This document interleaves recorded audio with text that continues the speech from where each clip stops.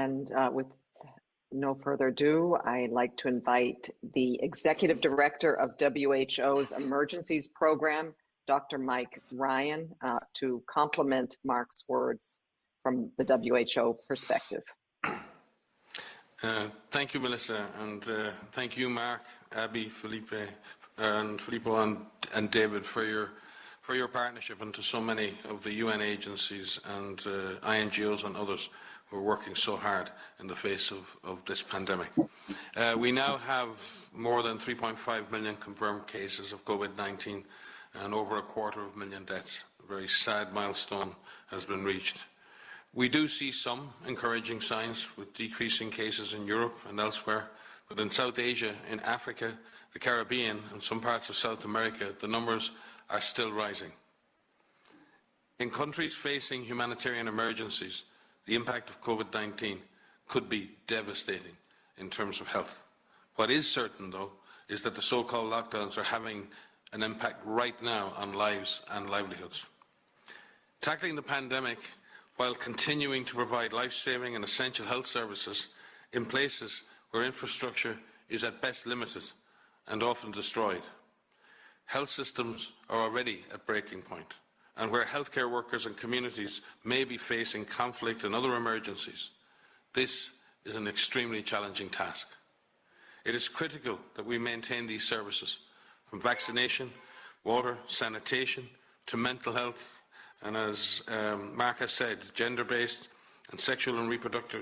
violence and sexual and reproductive health. If we don't, we risk people dying not only as a direct consequence of COVID-19, but also indirectly, as they are unable to access essential health services. With regard to mental health, evidence from conflict indicates that 1 in 5 people already has a mental health condition, and the pandemic is likely to exacerbate their conditions and induce risk factors for developing new conditions. It will also limit access of those with pre-existing conditions to the already scarce mental health services they had. Under the Global Humanitarian Response Plan, WHO will support the integration of mental health and psychosocial components as part of essential health packages for all affected populations. Another critical need is access to diagnostics, personal protective equipment, and other essential medical supplies. I would particularly like to thank David, our colleagues at WFP, at UNICEF, at OCHA, at UNDP, at UNHCR, UNFPA, as well as the Global Fund, the World Bank, and other partners for the unprecedented effort to identify, procure, and distribute large amounts of personal protective equipment, other essential medical supplies, as well as diagnostics for frontline workers.